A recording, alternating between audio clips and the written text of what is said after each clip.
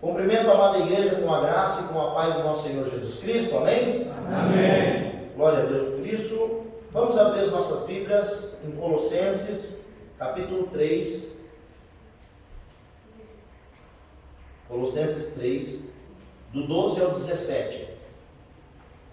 Diz assim a leitura: Portanto, como eleitos de Deus, santos e amados, revistam-se de profunda compaixão, de bondade, de humildade, de mansidão, de paciência. Suportem-se uns aos outros e perdoem-se mutuamente. Caso alguém tenha motivo de queixa contra outra pessoa, assim como o Senhor perdoou vocês, perdoem também uns aos outros. Acima de tudo isso, porém, que esteja o amor, que é o vínculo da perfeição. Que a paz de Cristo seja o árbitro no coração de vocês, pois foi para esta paz que vocês foram chamados em um só corpo, e sejam agradecidos. Que a palavra de Cristo habite ricamente em vocês. Instruam e aconselhem-se mutuamente em toda a sabedoria, louvando a Deus com salmos, hinos e cânticos espirituais, com gratidão no coração. E tudo o que fizerem, seja por palavras, seja em ação, façam em nome do Senhor Jesus, dando por Ele graças a Deus Pai. Amém? Oremos. Pai querido, Deus de amor, bondade, graça e misericórdia, nós estamos diante da Tua palavra. Palavra essa que é fiel, inerrante, palavra essa, Senhor Jesus, que é eterna, tudo passa, exceto as Tuas palavras. Ó Deus, que o Teu Espírito Santo traga cativo o nosso entendimento, para que nós venhamos compreender as verdades contidas na Tua palavra. Assim oramos no nome do Pai, do Filho e do Santo Espírito. Amém. Eu quero conversar um pouquinho com vocês hoje sobre as virtudes dos eleitos de Deus. As virtudes dos eleitos de Deus. Se você prestar um pouquinho de atenção, e eu pedi para vocês ficarem com a Bíblia aberta, em Colossenses capítulo 3, você vai ver que o apóstolo Paulo faz 3 divisões nesse capítulo, que são notáveis. Os subtítulos, irmãos, não são inspirados, né? Os subtítulos são colocados pelos homens. O comentário, talvez, da sua Bíblia também. Lembre-se sempre disso, que o comentário não é inspirado. O que é inspirado são as Escrituras, é a própria palavra de Deus. Tá? Não com isso que os comentários bíblicos estejam errados ou equivocados, mas o que foi inspirado é a própria palavra de Deus. Mas há uma divisão aí. Mas quando você olha o contexto geral do capítulo 3 dessa carta aos Colossenses, você vê que, em síntese, o apóstolo Paulo está fazendo uma comparação, dizendo: olha, tirem as vestes do velho homem, se dispam do velho homem, façam morrer essas vontades, essas atitudes, façam morrer o velho homem, e se revistam do novo homem, do homem espiritual. Então ele faz uma alegoria a uma pessoa que chega suja do trabalho em casa, que chega com aquela roupa toda suja, e essa pessoa, ela vai, o que ela vai fazer? Ela vai dormir assim? Não, ela vai tirar aquela roupa suja, tomar um banho, né? Ficar limpinho e colocar uma outra roupa limpa. Colocar uma outra roupa. É mais ou menos isso que o apóstolo Paulo está falando. E ele trata essas pessoas que se desvestem, que se despem do velho homem como eleitos de Deus. Ele diz que essas pessoas que obedecem à voz do Senhor Jesus, eles são os eleitos de Deus. E você já parou para pensar no que significa essa palavra? O que é ser eleito? O que significa ser eleito? E a grosso modo, irmãos, e em poucas palavras, ser eleito significa ser escolhido. Ser eleito significa ser escolhido. Um objeto que teve preferência, por exemplo. Você vai lá comprar alguma coisa e aí você fica indeciso entre essa e aquela camiseta. E aí você leva uma. Por quê? Porque você preferiu aquela. Você gostou daquela. Isso, a grosso modo, é ser ser eleito, é ser escolhido. E quando a Bíblia fala que nós somos eleitos de Deus, o que significa isso? O que significa ser eleito de Deus, como diz aqui o apóstolo Paulo? Significa, em poucas palavras, ser escolhido por Deus. Ter sido escolhido por Deus. É óbvio que não comparando com uma camiseta, porque Deus não escolheu pessoas boas, e não tinham pessoas boas e pessoas más. A Bíblia diz que todos pecaram e estavam destituídos da glória de Deus. Que Deus olhou do céu e não viu um justo sequer. Ou seja, a eleição de Deus não parte do pressuposto que existia um grupo bom e um grupo mau. Não. Mas sim que todos estavam condenados. Todos estavam mortos dos seus delitos e pecados. Mas Deus, segundo a sua rica graça e infinita misericórdia, com o amor com que nos amou, Ele nos escolheu.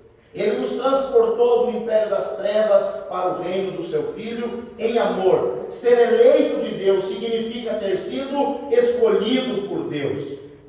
Não por nossos próprios méritos, mas porque Deus assim quis fazer.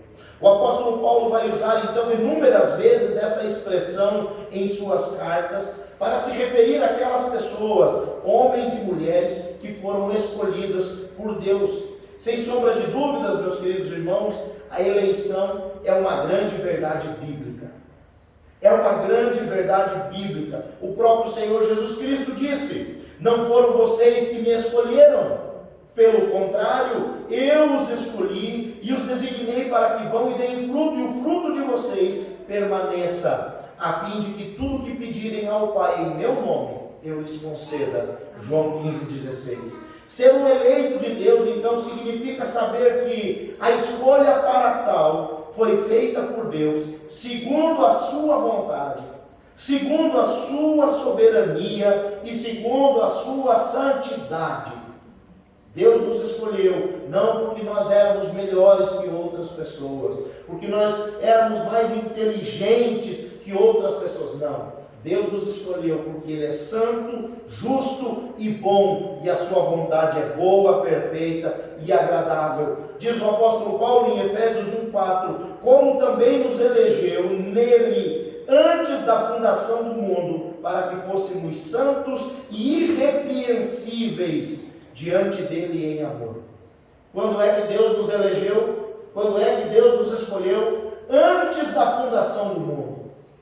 Deus nos escolheu antes que tudo tivesse sido criado. Antes que o haja tivesse saído da boca de Deus, Deus já tinha escolhido os seus. Deus nos escolheu antes da fundação do mundo. E aonde Deus nos escolheu? Deus nos escolheu nele mesmo, diz as Escrituras. Então o mérito não é nosso. O mérito é de Deus que nos escolheu. É maravilhoso, irmãos, saber que Deus de antemão nos escolheu, ou seja, nos separou, diz as Escrituras, e nos predestinou para sermos filhos de adoção por Jesus Cristo, para si mesmo, segundo o beneplácito da sua vontade, para louvor da glória de sua graça. Efésios capítulo 1, versículos 5 e 6. Deus nos elegeu nele. Deus nos escolheu antes da fundação do mundo. Deus nos escolheu e nos predestinou para sermos filhos de adoção por meio de Jesus Cristo, seu Filho. Isso para louvor da sua glória. Só que ser um eleito de Deus implica em responsabilidades. Já disse o grande pensador Ben Parker, tio do Homem-Aranha: com grandes poderes vem grandes responsabilidades. E ser um eleito de Deus implica em uma grande responsabilidade. Quais são as responsabilidades dos eleitos de Deus? Em primeiro lugar, os eleitos de Deus vivem suas vidas não mais nos moldes desse mundo. A sua maneira de pensar, falar e agir é pautada pelos moldes espirituais e celestiais do qual Jesus Cristo é modelo e referência. Aonde está escrito isso? No versículo 1 ao versículo 3 do capítulo 3 de Colossenses. Olha o que a Escritura nos diz: portanto, se vocês foram ressuscitados juntamente com Cristo, Busquem as coisas da onde? Lá do alto, onde Cristo vive assentado à direita de Deus. Pensem nas coisas lá do alto e não nas que são aqui da terra, porque vocês morreram e a vida de vocês está oculta juntamente com Cristo em Deus. Os eleitos de Deus não vivem mais segundo os padrões desse mundo. E é responsabilidade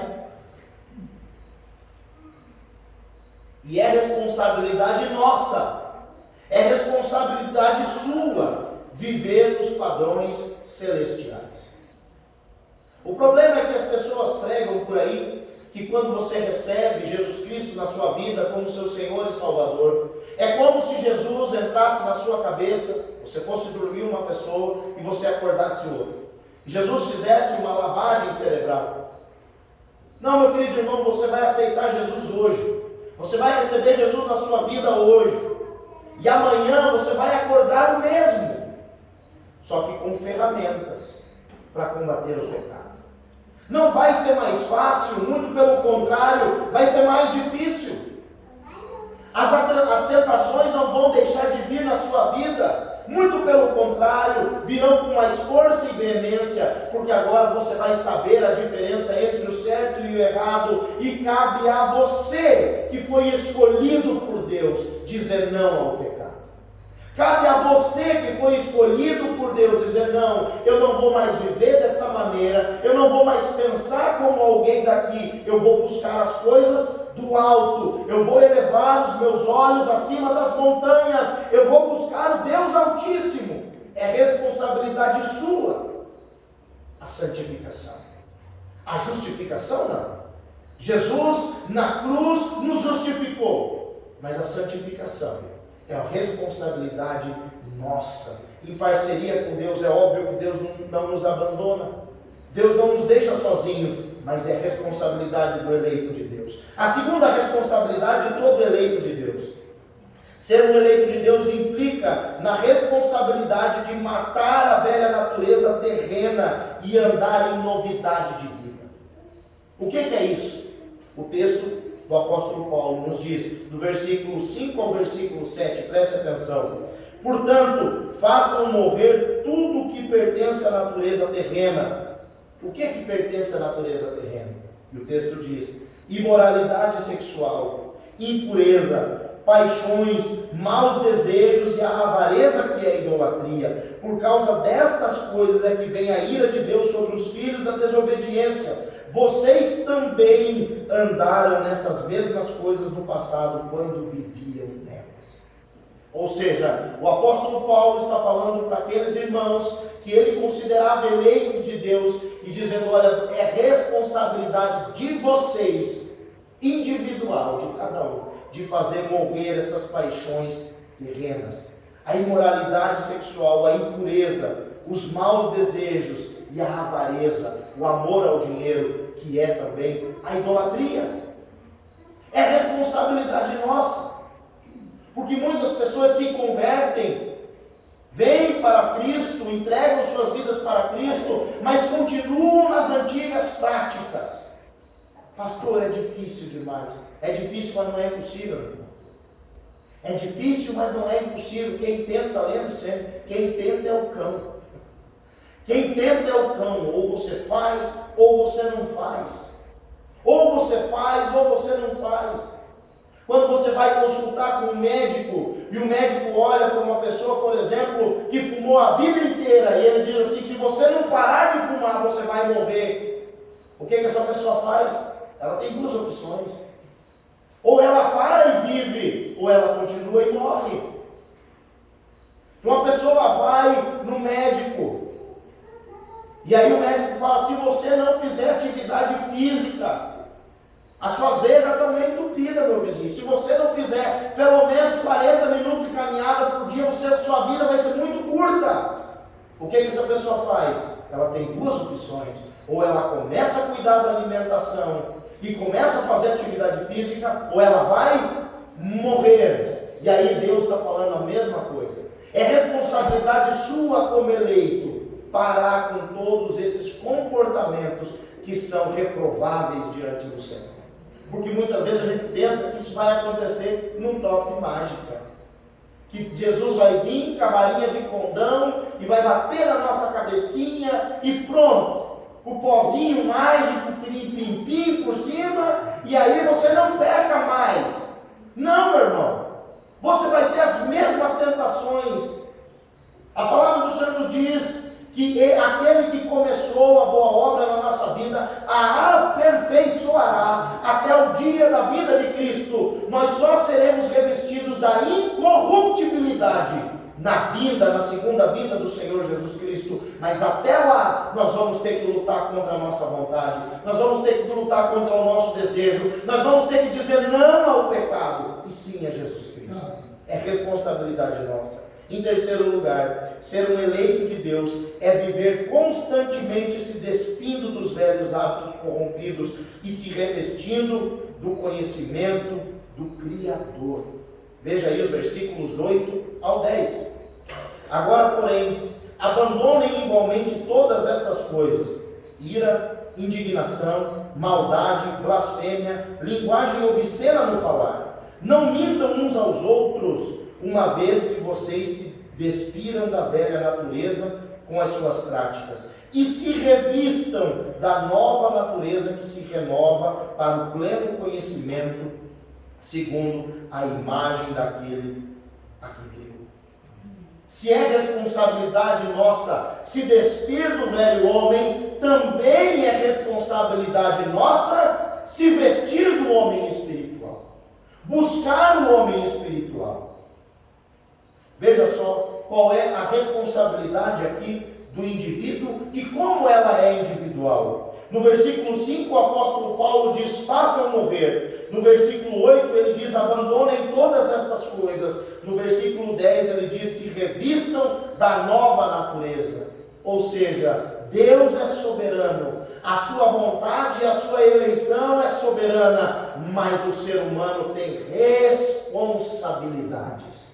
Como eleitos de Deus, nós temos responsabilidades. E qual é a nossa responsabilidade? Fazer morrer esses sentimentos, abandonar esses comportamentos e nos revestir do próprio Espírito Santo de Deus. Todas essas expressões indicam a responsabilidade do indivíduo e nós precisamos abandoná-las. E a resposta, meu querido irmão, está em como você tem guiado a sua vida. Como você tem guiado a sua vida? Qual a direção você tem dado à sua vida? Em quem você tem concentrado as suas forças? Porque talvez você esteja se perguntando: pastor, como que eu vou ter força? Eu não tenho força para lutar contra esse pecado.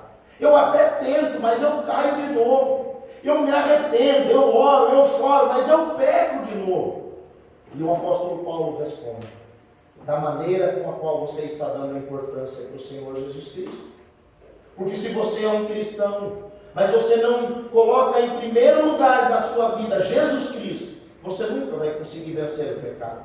E ele diz então no versículo 1: portanto, se vocês foram ressuscitados juntamente com Cristo, busquem as coisas lá do alto, onde Cristo vive, assentado à direita de Deus.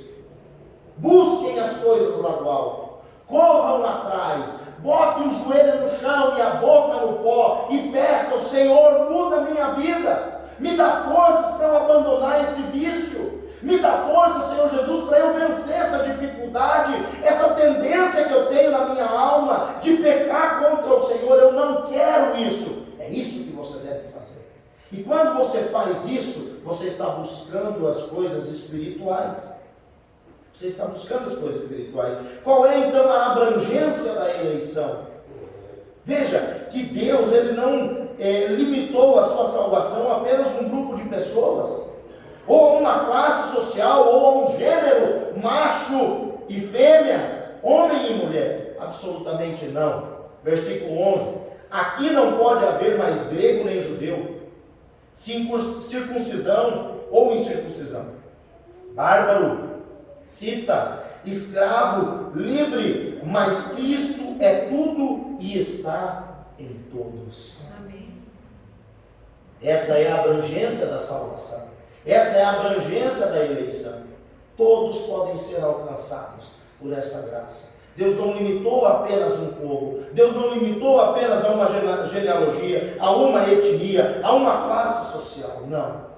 Deus estendeu, Ele alargou as portas da graça. Quais são então as virtudes dos eleitos de Deus? Rapidamente o apóstolo Paulo diz: todos aqueles que foram alcançados por essa graça, eles começam a ter comportamentos diferentes.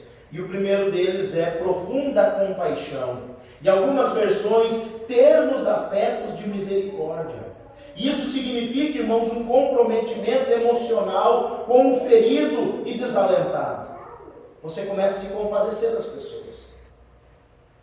Não é sentir pena, não é sentir dó, é ter compaixão.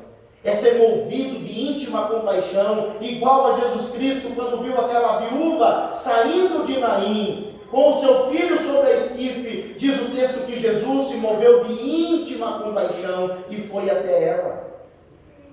Todo eleito de Deus deve ter uma profunda compaixão, se colocar no lugar do outro. Como que eu posso te ajudar, meu irmão? Em quem eu posso servir? Olha, eu estou junto contigo aqui. É chorar com os que choram, é se alegrar com os que se alegram, é sentir a dor do outro.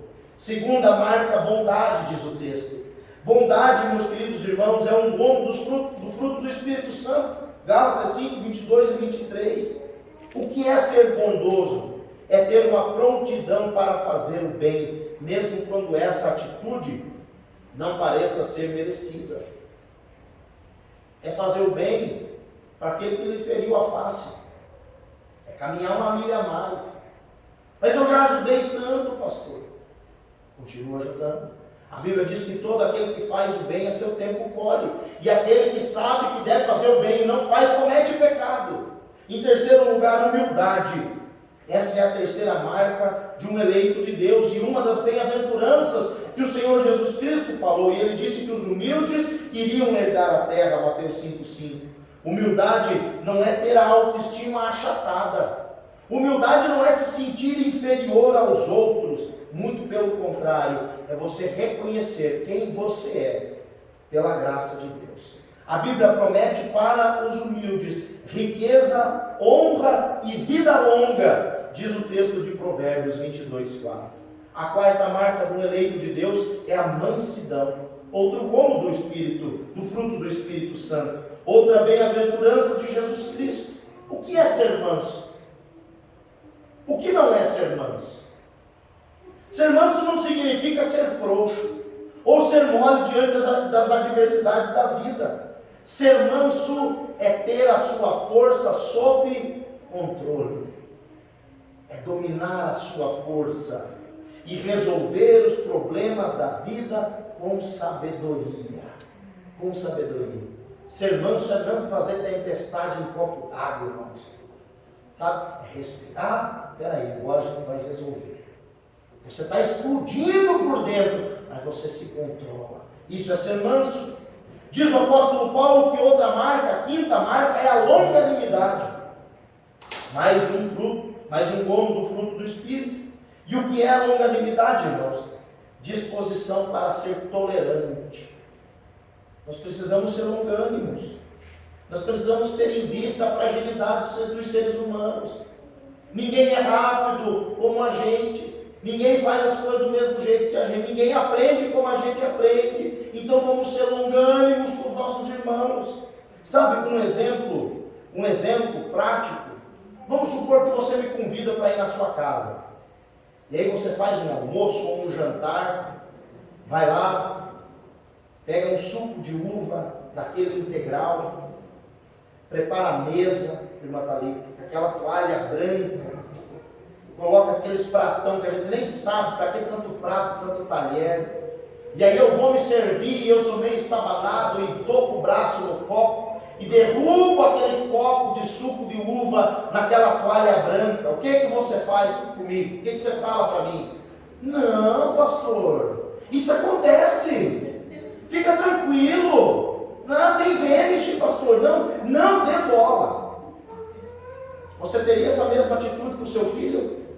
Com o seu marido? Com o seu marido, você larga os pés nele ali. Por isso que eu não coloco essa toalha. Não sabe mesmo. É longanimidade, irmãos. Caminhar a outra milha. Caminhar a outra milha. A sétima marca, perdão. Diz o texto no versículo 13. Diz o texto no versículo 13. Se tiver alguém queixa contra outro, perdoai-vos uns aos outros se alguém tiver alguma queixa. Na parábola do credor incompassível, irmãos, Jesus Cristo finaliza a parábola com uma aplicação e ele diz: e quem não perdoar, assim o Pai o fará. Como que termina a parábola? Com aquele servo sendo lançado fora na prisão até pagar o último centavo. Aquele homem devia uma quantidade de 350 quilos de ouro para o rei. E o rei perdoou a dívida. Quando ele virou a esquina, ele pegou o conservo dele pelo pescoço, porque aquele homem devia para ele 100 reais na moeda de hoje, que seria a diária do trabalhador braçal. 100 reais. E aqueles homens então viram e contaram para o rei. E o rei falou: eu perdoei uma dívida infinita. E você não é capaz de perdoar uma pequena dívida. Agora você vai para a prisão. E Jesus diz que assim acontece com quem não perdoa. As nossas orações são interrompidas, não são ouvidas. A Bíblia diz que nós temos queixa contra os nossos irmãos, nós não podemos nem ofertar na casa do Senhor. Nós precisamos deixar o dinheiro no altar, se reconciliar e depois vir então e ofertar. Oitava marca, o amor de Cristo. Versículo 14. E acima de tudo isso, porém, revistai-vos de amor, que é o vínculo da perfeição. Sem esse amor, nada nós podemos fazer. O apóstolo Paulo, ele usa aqui uma linguagem e vínculo, em algumas versões vinco, em algumas outras zelo, mas a referência é dessa costura aqui, ó, que une a manga na túnica. E a referência que Cristo dá da sua igreja é que a igreja ela é um corpo. Cristo é essas ligaduras, Cristo é essas juntas, Cristo é o que une esse corpo.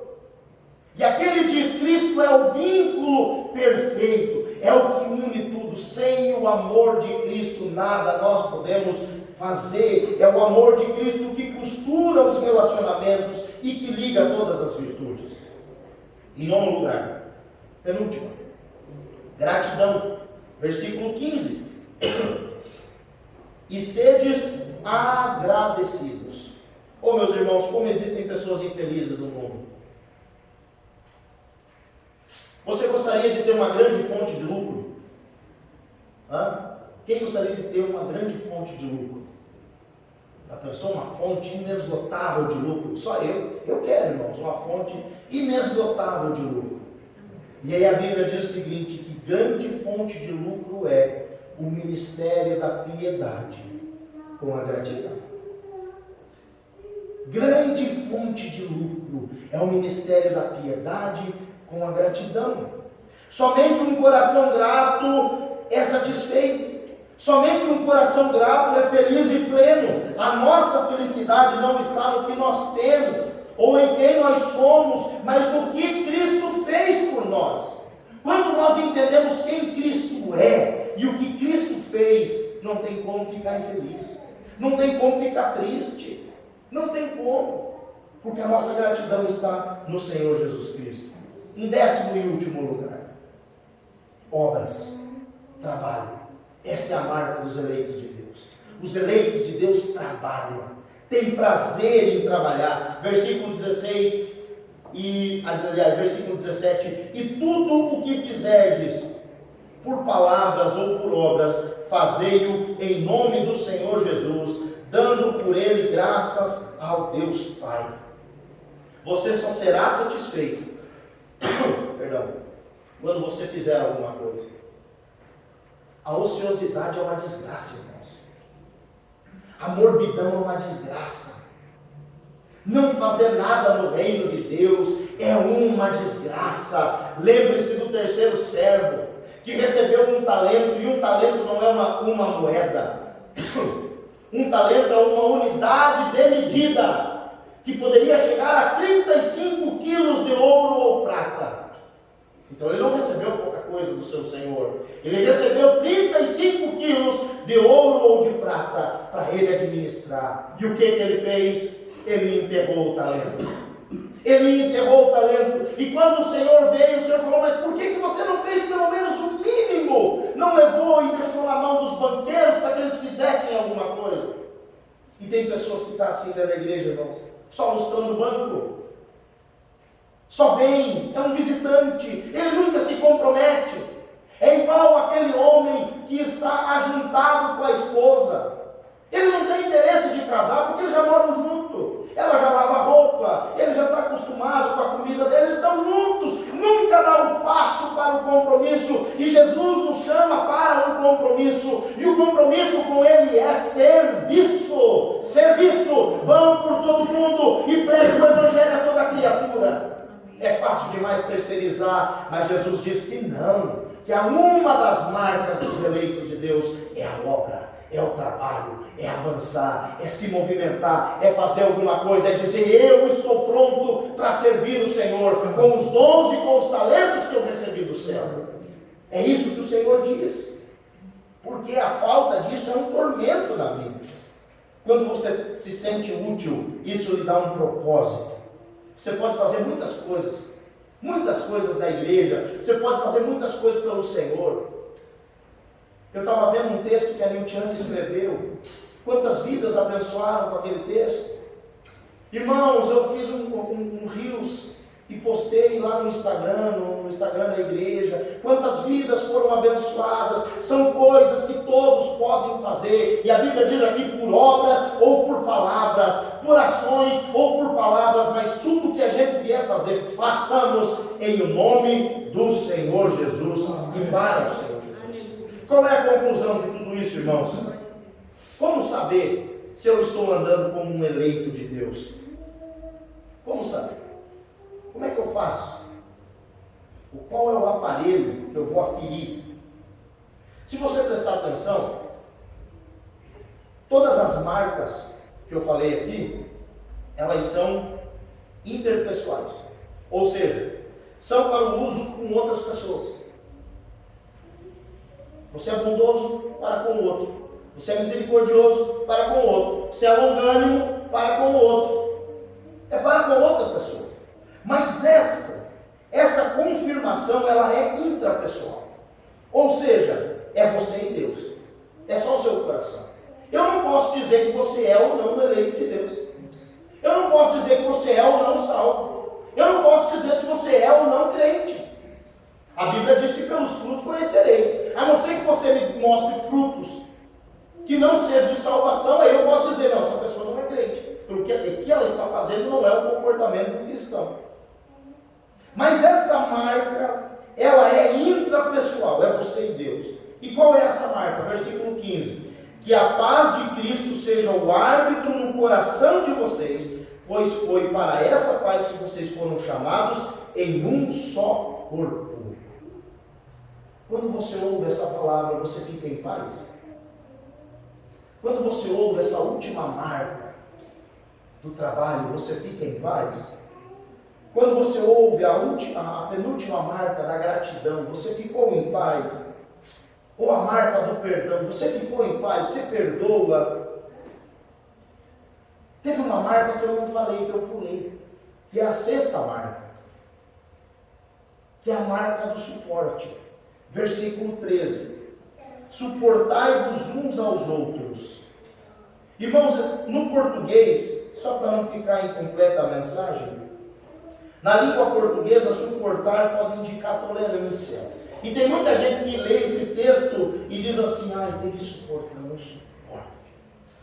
Ai, meu Deus, tolera. Uma mala sem alça. Não é isso que o texto está dizendo. No grego, suportar significa aneshomai, que significa aguentar firme, posicionar-se, ser suporte para o outro. Em palavras miúdas, ser um pilar, uma coluna. É quando teu irmão vacilar e cair, você ser uma coluna para segurar ele e dizer: meu querido, você está vacilando, mas eu estou aqui firme do seu lado. Você tem servido de suporte para alguém? Você tem sido longânimo quando derruba o suco de uva aí na sua toalha branca? Você tem sido manso, humilde, bom? Você tem exercido a compaixão? Que a paz de Cristo seja o árbitro no seu coração. Eu não estou aqui para te julgar. Mas se a resposta para todas ou para algumas foi não, saiba que hoje mesmo o Senhor convida você a matar o velho homem e se revestir desse homem espiritual. Que hoje mesmo você pode receber Jesus Cristo na sua vida e ser transformado por Ele. Sabendo, é óbvio, que você tem responsabilidades, mas Ele vai te capacitar. Amém? Eu quero orar pela sua vida. Feche seus olhos. Senhor Jesus, muito obrigado pela tua palavra. Muito obrigado, Senhor Jesus, porque sabemos que a tua palavra ela vai, ó Deus, ao encontro dos nossos corações. E que nós venhamos manifestar essas marcas dos eleitos de Deus nas nossas vidas e impactar as outras pessoas. Assim oramos no nome de Jesus. Amém.